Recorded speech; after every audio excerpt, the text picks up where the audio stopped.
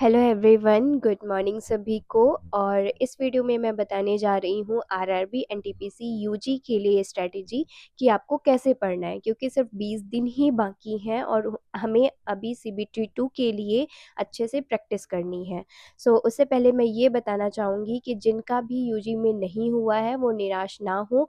जहाँ भी गलती हुई है, जिस भी सब्जेक्ट में गलती हुई है, उनको आपको चेक करना है और उसको ज़्यादा से ज़्यादा प्रैक्टिस करनी है। जितनी ज़्यादा आप प्रैक्टिस करोगे आपके मार्क्स इंक्रीज़ होंगे। जितनी ज़्यादा आप प्रैक्टिस करोगे आपके मार्क्स इंक्रीज़ होंगे और आपका अटेम्प्ट बढ़ेगा और मार्क्स भी अच्छे आएंगे तो सिलेक्शन भी होगा। सो आप सब निराश नहीं होना एंड अच्छे से मेहनत करना, ठीक है। एंड स्ट्रेटजी की बात करें तो आपको अब से डेली फुल मॉक लगाना है।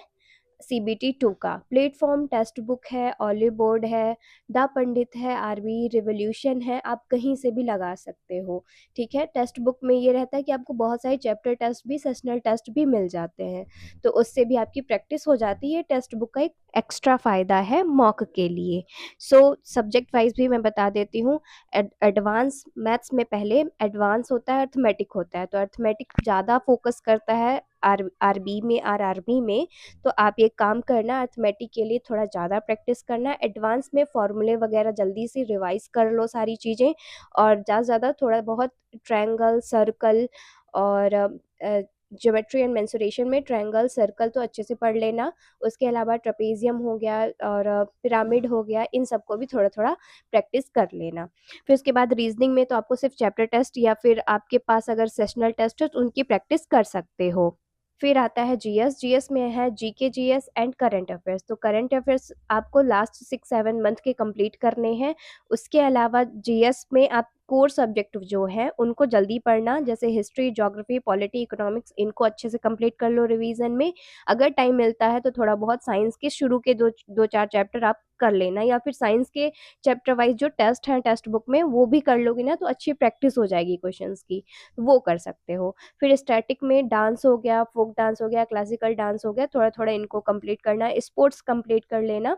सो स्टैटिक भी कवर हो जाएगा, साथ में आप करंट अफेयर करोगे ना तो उसमें जो स्पोर्ट्स और स्टैटिक रहते हैं ना वो भी कवर हो जाएंगे करंट अफेयर के थ्रू।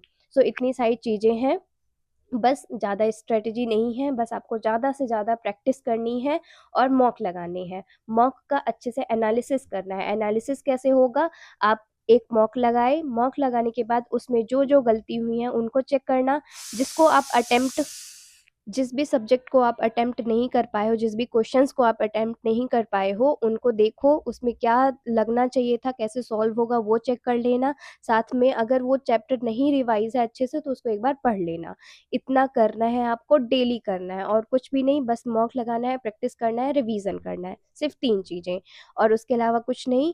बस यही करना है, आप सब भी प्रैक्टिस करते जाओ। एक बात और बतानी थी आप सबको, जिनको भी आरआरबी एनटीपीसी के लिए बुक से प्रैक्टिस करनी है, उनको टैब या फिर लैपटॉप में प्रॉब्लम होती है आँख की वजह से और उनको बुक चाहिए होगी या फिर बुक से प्रैक्टिस करनी होगी, तो आप ओसवाल बुक्स को प्रेफर कर सकते हो।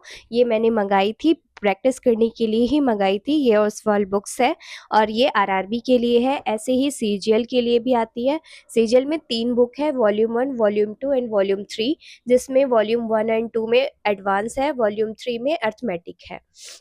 सो आप इनको प्रेफर कर सकते हो और इसमें 20 ईयर के पेपर्स दिए हुए हैं, एक्स्ट्रा 10 ईयर के लिए मॉक दिया है, 10 मॉक दिए हुए हैं और सब्जेक्ट वाइज पेपर को कवर किया है। साथ में इसमें मैं आपको दिखाती हूँ। सो ये बुक है, ये आरआरबी के लिए है, ओसवाल बुक्स, और ये है सीजीएल के लिए। जिनको भी बुक से प्रैक्टिस करनी है और अच्छे क्वेश्चंस की प्रैक्टिस करनी है तो इसमें प्रीवियस ईयर सॉल्व क्वेश्चंस दिए हुए हैं। सीजीएल के 29 ईयर्स के दिए हैं, 2016 से लेके 25 तक के सभी दिए हुए हैं, तो आप यहाँ से प्रैक्टिस कर सकते हो। साथ में इसका सोल्यूशन भी दिया हुआ है और स्मार्ट सोल्यूशन दिया है और आंसर की भी दी हुई है, तो आप अच्छे से प्रैक्टिस कर सकते हो और आंसर भी चेक कर सकते हो।